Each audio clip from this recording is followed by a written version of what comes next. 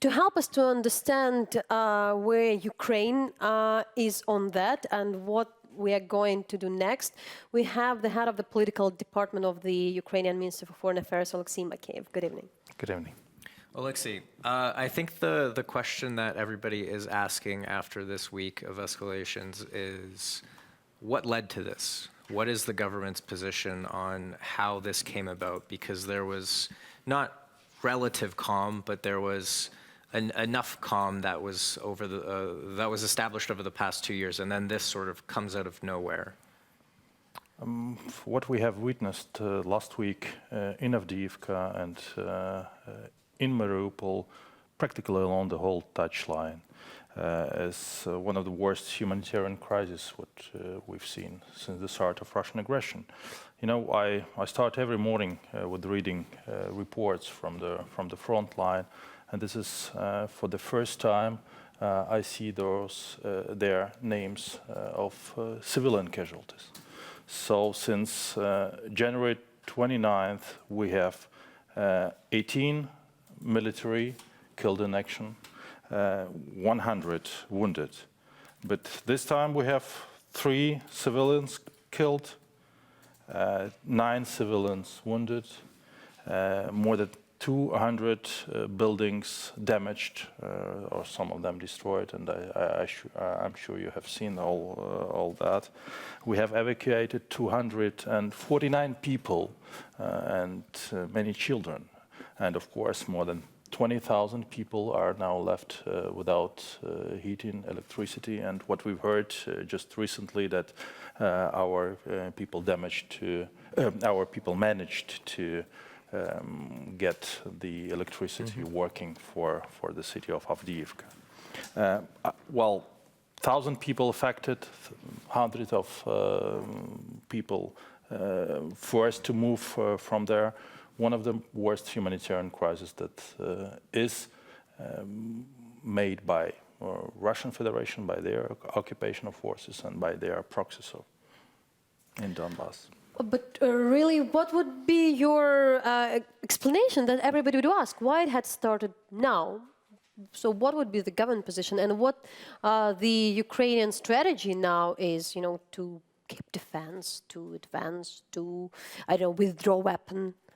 I think the Russians now try to escalate the situation and to look what direction of the new American administration would be. And how the European Union and NATO countries would react on that. We've been using all diplomatic means. We have, on the very first day, we instructed our ambassadors all over the world to explain the situation in the capitals. We've called the 2 meetings of the Oleksii, the Council of Europe, Ministerial Committee of Ministers, just were informed by our permanent representative about the dire situation and dire human rights situation in the occupied Donbass and, of course, in Avdiivka. And, of course, we had 2 meetings of the United Nations Security Council. In the first meeting under our presidency was fully devoted to Ukraine. Then to that topic, I'll ready to represent the quote from this meeting. I'm speaking about a particular quote of our representative of the permanent representative in the UN, Yelchenko. So that's what I would like. We listen and then we go on to understand, you know, how effective you see that. Okay.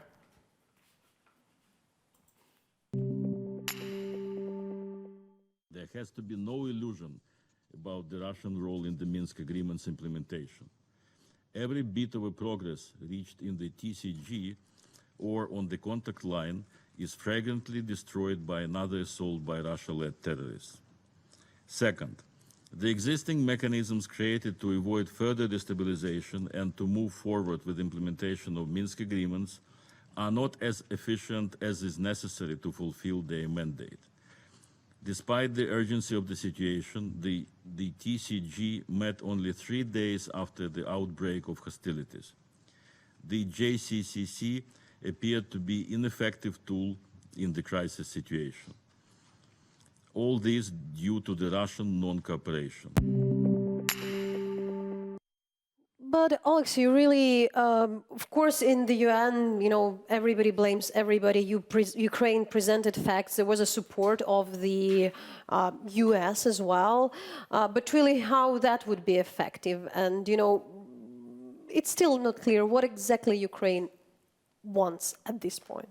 Well, we want... I mean, besides, of course, we want to end the war with Russia. Of course, we would like to have their, Ukrainian territory back, but... Well, I have to say it every time talking to our international partners. What we want is to have Russia out of Ukraine, and this is absolutely what our international partner understands. And this is a good question.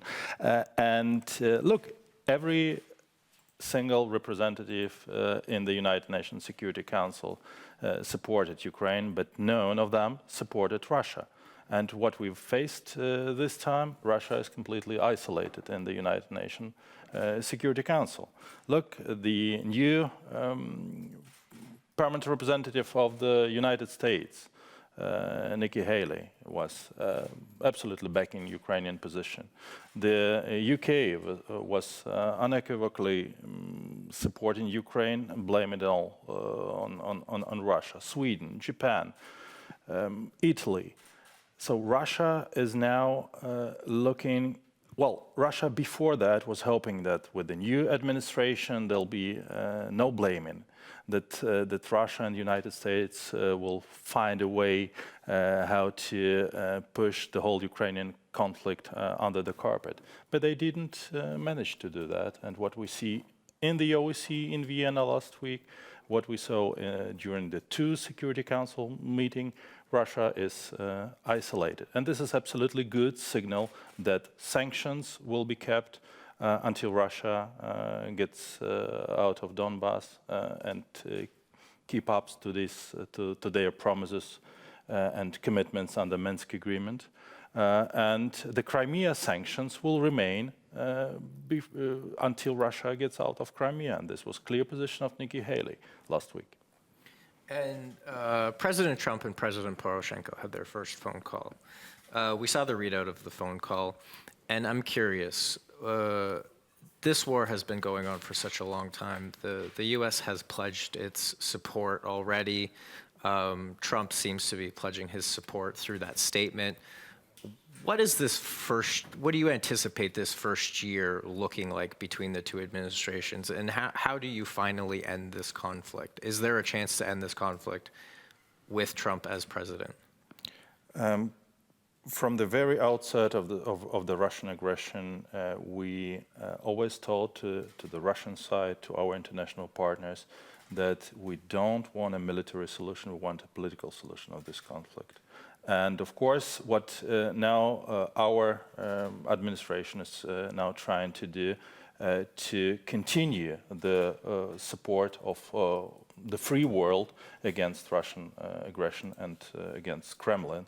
And those important signals, when they are sent now from Washington, when they are sent from Berlin, this is an absolutely clear message to Putin. There will be no deals at the coast of Ukraine. I think this is one of the most important messages stemming from this week's discussions in the United Nations Security Council. There is also another quote from the deputy head of the Ukraine's present administration, Mr. Oleksii. I want to bring it to ask the question. We manage the counter-offensive, so Russian militants are the ones who should kick themselves. We need to get back to the contact line we had in 2014, and we need Debaltseve returning to Ukraine. We are also interested in the US top authorities to be informed about our position in Minsk. We are working on. So, Oleksii, that was a bit confusing. Of course, Debaltseve, for instance, would sound confusing to some of our audience, which is not closely following, but still, that town Ukraine had lost 2 years ago. And, it sounds like what exactly Ukraine wants at this point. on the Minsk, according to Minsk agreement? Because that would be always the talk that Ukraine also isn't really proceeding with the elections, with the constitution amendments. So you can't really just say that okay, Russians are keeping their puppets, their separatists fighting, but so then we won't do anything and wait till they are calmed down. So what would be the Ukrainian really actions to move the situation somewhere? Well, once again, the case of Debaltseve is not forgotten. In Minsk agreements, in the September 2014 agreements, the line is defined. And after September 14, Russians have got more than 1,000, I think, 300 square kilometers of our territory. So if we say about implementing Minsk agreement, point number one is, of course, ceasefire. So we're still waiting for a clear order from Kremlin to their troops and their proxies to cease the fire. To withdraw their weapons and to stick to the line of September 19, 2014. This is the Minsk line where Debaltseve is under control of Ukrainian government. A big part of the territory, which is now in Donetsk and Luhansk Oblast controlled by Russians and their proxies, shall be given back to Ukraine. And of course, after having solved all the security-related issues, we can go with the political stuff. We can go with the economic. And of course, hostages. This is absolutely impossible that so many Ukrainians are kept hostage on the occupied territories, because this is about people. And of course, what is happening now in Avdiivka, this is all about people. This is not about lines, this is not about constitution, this is about the life of the people. And what we see in Russian Federation, they don't care about it. But getting Debaltseve back would be about lines, right? Well, this is one of the questions you asked me. What about Debaltseve? Debaltseve should belong to government-controlled territory. So the case of Debaltseve cannot be forgotten. Oh, Debaltseve is happened 2 years ago. Just forget about it. Let's work on constitution. But this is exactly Russian line. Forget about people. Forget about ceasing the fire. Let's have a constitution. Let's have more rights to the people, and then maybe we'll stop the fire. This is absolutely perplexed logic of Russians, and is ground for sending their propaganda, as if Ukrainians don't want to stop the conflict. To stop the conflict, one should stop the fire. It's exactly the time we can show, of course, I think there is little trust, and I'm very open with that, to what sometimes the Kremlin says.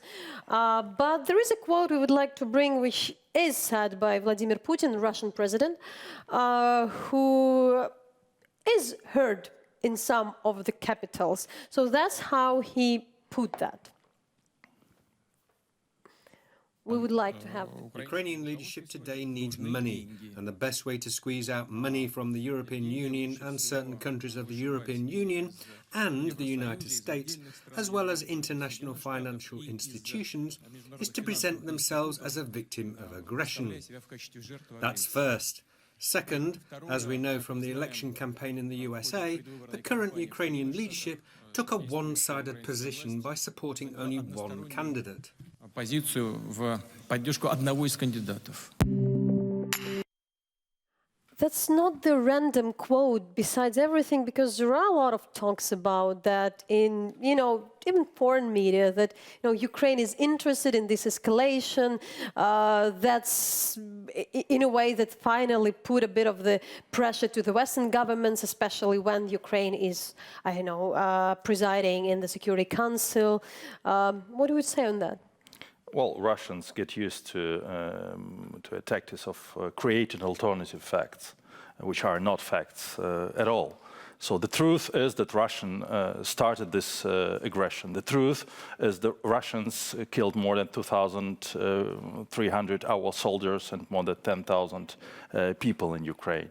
The truth is that Russia is bringing its armed forces, its weaponry, and finance terrorists. on our territory. So this is the truth.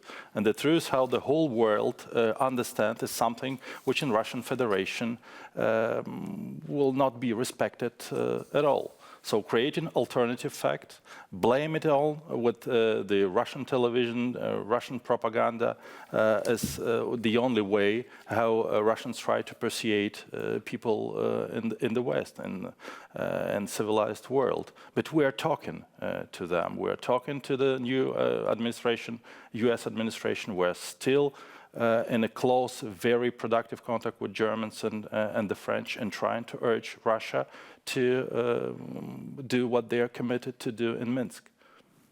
Thank you very much, Oleksii. We really appreciate the time. We would like to ask one question after we have in a line from Donetsk, Alexander Hook, who is the chief monitoring mission of the special monitoring mission of the OSCE. So, Alexander, thanks a lot for being with us at this moment.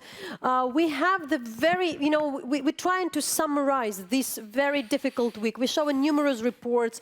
We quoted of some of your reports, but generally explaining, so what happened this week? What would be an assessment, and how by the end of Sunday, you would explain, is situation calming down, or it's still that, escalated?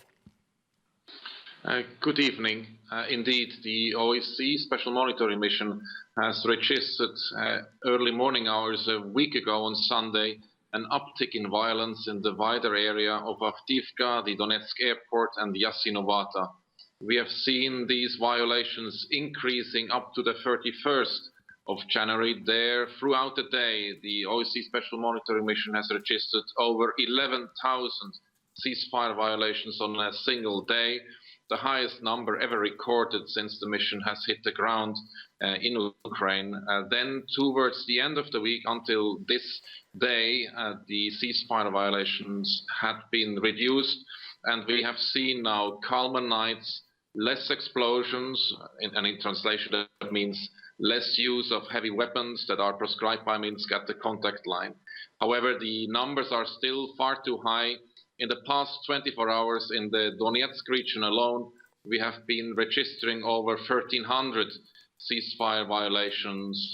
They are concentrated at 3 main hotspots, that is to the south, to the north and northeast of Mariupol, in the center around Donetsk airport, Avdiivka and Yasinovata, and to the east there between Svetlodarsk and Debaltsevo. There in these geographic areas, most and the majority of all violations that the mission has been recording had been occurred. Alexander, we spoke 2 days ago in Avdiivka, and I asked you about the intensity of the conflict and whether you expected it to increase. And at that time, we could hear shelling in the background, and it seemed like it was spiraling out of control. And now, 2 days later, it seems like it's totally calmed down. To people who don't follow the conflict closely, how do you explain that type of ability to turn it on and off like that? You're absolutely right. The situation remains highly unpredictable, and it's unpredictable because the root causes of this uptick in violence are still present at the contact line in these 3 hotspots, and that namely is the presence of heavy weapons on both sides of the contact line. We have seen in our reports, we have seen them within the city of Avdiivka, we have seen them within the city of Donetsk and elsewhere along the contact line. Just today, our patrols, for instance, in Kutabalka, across of Avdiivka, have seen T-64 tanks in an area where they shouldn't be. We have seen a massive amount of these weapons in an area they have had to be removed a long time ago.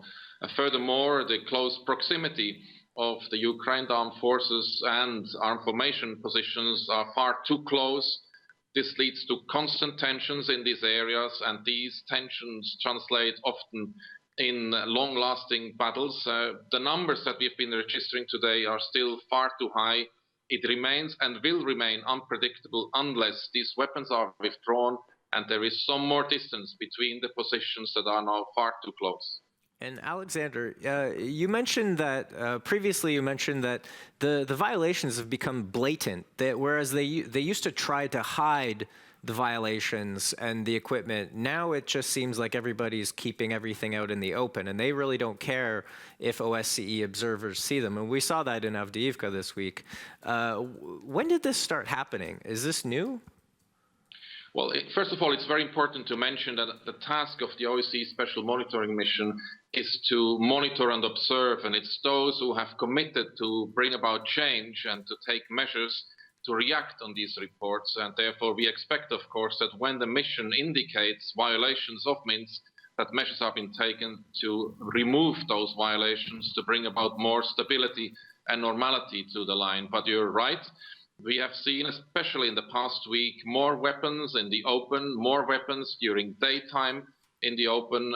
It is naturally then when you count 11,000 plus violations as in a single day, that there must be an equal amount of weaponry on both sides of the contact line, and an equal amount of man handling this weaponry, and an equal amount of supply systems that supply these guns at the contact line. And therefore, it is no wonder that the OSCE Special Monitoring Mission sees more hardware when the ceasefire violations turn up.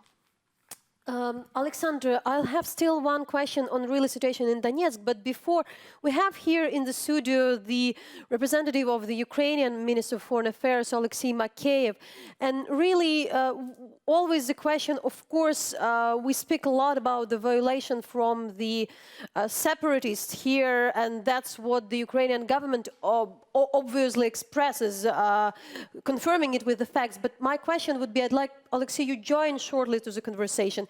You see that there are the talks, the reports by OSCE, which also say that Ukraine isn't withdrawing fully to the extent it is supposed to do. So what would be your answer on that? Because that is a criticism which also coming internationally to Ukraine as somebody who tries to be, a side which is respecting the international rules and the agreements. Well, once again, hello, Alexander. Once again, what our position is that we always stick to our commitments about the ceasefire. And after a recent escalation by the Russians, it is, of course, needed that the ceasefire will be established and we start withdrawing the troops. This is also in our interest. But what the difference between the Russian and their proxies tactics is that we never use our weapon against civilian districts. We avoid shelling from the civilian districts and populated areas towards populated areas. And once again, this is what this government wants, is to stop hostilities and to return to a peaceful life for all the citizens of the region. We're extremely curious that you're in Donetsk. Of course, it's very difficult for some of the foreign correspondents and the Ukrainians to be there. So what you can say about situation currently? Do you hear shooting? How much damage is caused to the civilian population? As of course, there would be in such kind of conflicts talks that the sides are not targeting civilians. During the brief discussion we have had now, I have heard from the room here 3 explosions within the city perimeter.